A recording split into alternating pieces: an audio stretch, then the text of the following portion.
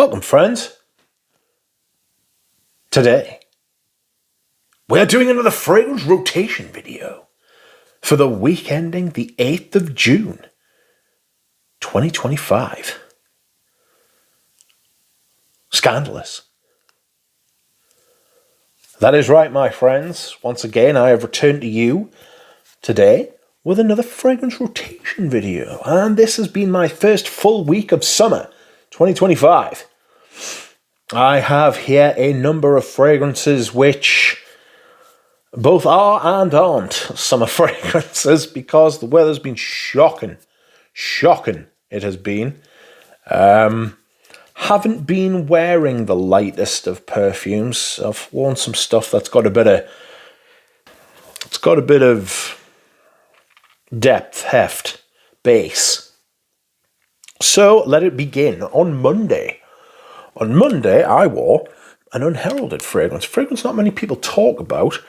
This is not Lauder for Men. This is Metropolis by Estee Lauder. Look at the silver on the top of the cap. It's the only thing that distinguishes it. Also the sticker on the bottom. Sticker on the bottom, as you can see, this is Lauder Metropolis. This is a fantastic fragrance, as you would expect, I would say. Peppermint, lavender, geranium, get some like oak moss, vetiver. It's got that kind of Estee Lauder DNA from Lauder for Men. It's very chypre. It's very kind of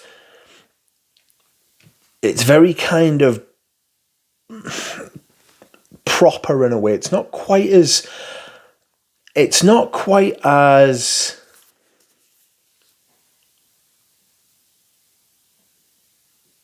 how can I put it? I don't want to say posh or well-to-do, but Lauder for Men is kind of very aldehydic, sparkly, juniper. It's dry, it's masculine, it's very 80s fashionable man kind of smell. This is a bit more laid back. A hint of pineapple. I don't get a lot of the pineapple in here, but I do get that kind of geranium, fizzy, juniper, a mid kind of thing.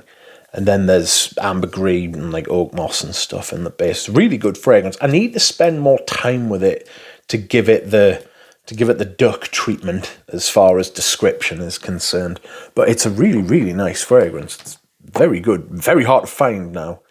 You know, didn't do too well when it was released. Apparently, that had Liza Minnelli of all people pushing it. So choose your influencer with great care. Excuse me whilst I hydrate.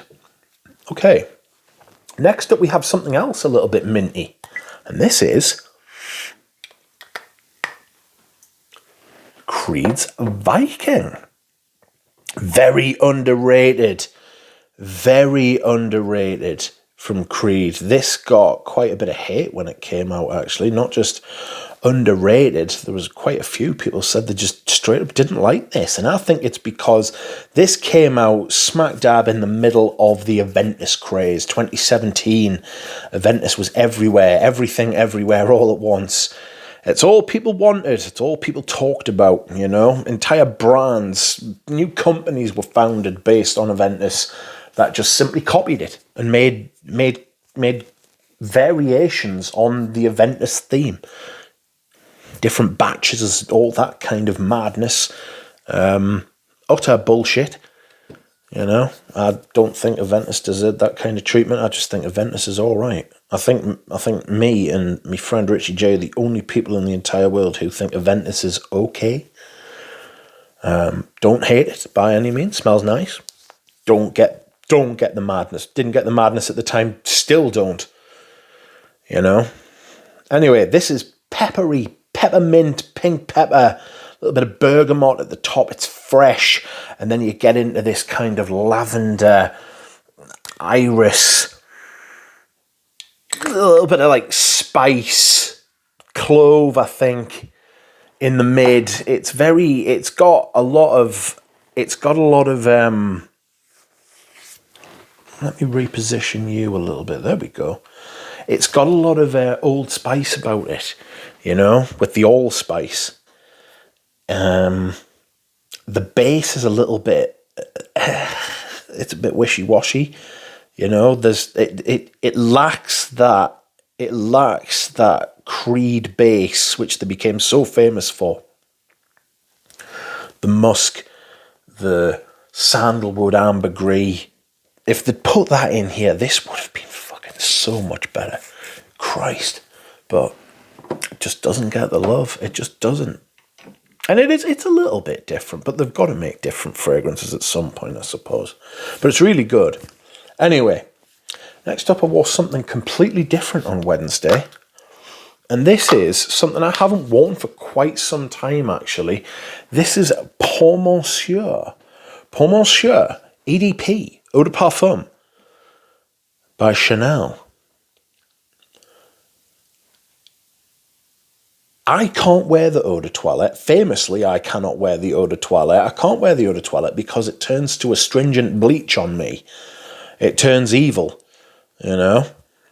It does genuinely smell like bleach when I wear it. And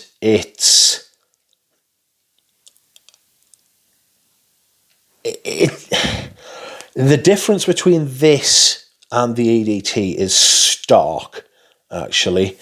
I get a little bit of that citrus lemon thing at the top, but then it's much, much more rounded, much more grounded and based thick, a bit warmer, lavender, vanilla.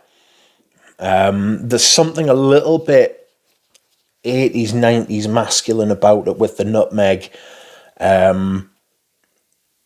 It doesn't seem to have a kind of top, middle, and bottom the same way that the eau de toilette does. The eau de toilette seems to have this kind of very structured, like, playing out the way that the fragrance is. This doesn't have that. This is much more kind of ambery in that sort of way, you know. Circular, excuse me, whilst I hydrate. Circular, round. It's smoother as well. Pour Monsieur EDT, sharp. Young in the 50s, young in the 60s. You know, this is somebody who 30 years later had grown up quite a bit in their 50s. Speaking of more grown up,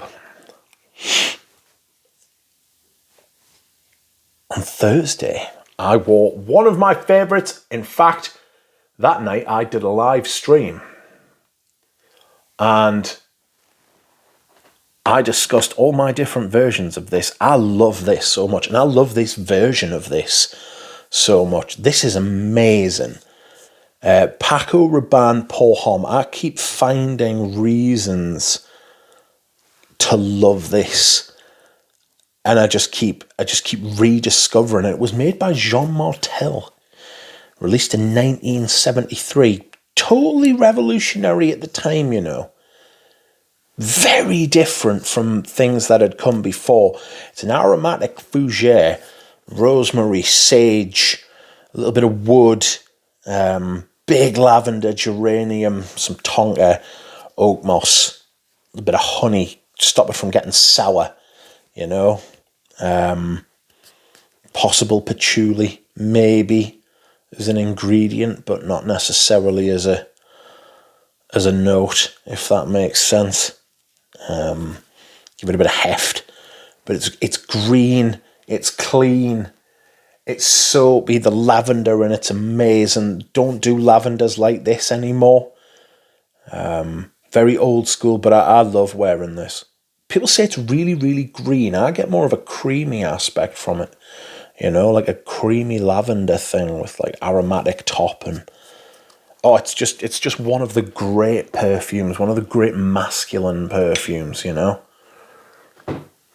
Anyway, from very old to very new, this got into my collection last year. I don't think I wore it until now, really. This is Pelargonium. Pelargonium by Aedes de Venustus, released in 2017 by Natalie Feist. Christ, that's nearly 10 years ago. No, it's like 7.5, 8 years ago. 8.5 years ago. What? This is a lot.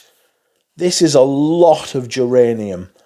Elemi in there as well. The Elemi resin is quite sharp. It's citrusy. There's bergamot. There's a little bit of spice at the top, a little bit peppery. That can all come from Elemi as well. And then the base is a little bit more creamy, a little bit more rounded. It's green. Excuse me whilst I hydrate. It's fresh, clean, good performance I get. I do get good performance from it. Like I said, it's a little bit resinous. It's thick. You can find these at discounters if you look hard enough. And for the discounted prices, they're really, really good fragrances. This Iris Nazarena. I've got Encens Japonais. I need to spend some time with that during the autumn, because that is a very interesting fragrance, but it's a strange wear. It's a strange wear for me. Okay. Next up we have a fragrance I haven't worn for a long time, but this is a classic, and this is the vintage version of the classic. This is Hiris. Hiris by Hermes. This was released in the late 90s, and it was not a Jean-Claude Elena. It is... oh God, who was it? It was a female perfumer. Not Natalie Feist, I want to say that, but it's not. She did work for Diptyque. Olivia Giacobetti. This is Iris. It's Iris and cedar for me. A little bit of musk. Clean sort of musk. Not a lot of anything else going on, to be honest with you. It's very... as you can see there, it says Soliflor Iris. That is essentially what it is. It's just an iris perfume. It's just a flat, clean iris. And it's very good. You can still get it. This is a little bit more full. There's just a little bit more to this than the modern version. Really good still. Performance, it's not big. It's not clever. Do you know what I mean? But it's really good. And it lasts, but it just doesn't project. Anyway, last but not least is my scent of the day. And this is Ocean Rain by Mario Valentino, made or released in 1990, I want to say. This is green. It has lime, artemisia, syrupy rose. It's got that. It's one of the first cologne perfumes. It's got like a seawater aspect to it. Obviously, Ocean Rain. Oak moss. It's essentially Rudnitska's kind of... it's his last perfume, but I think it's him doing a little bit of Diorella, which is what he was like, one of his great fragrances for Dior, but also adding in the new cool water sort of age, you know, of the cologne new salt water kind of vibe. Again, I need to spend more time with this before I can give you great... it's amazing, but it's very complex. And I will get to that, don't worry. Thank you very much for watching, everyone. I will see you all again soon.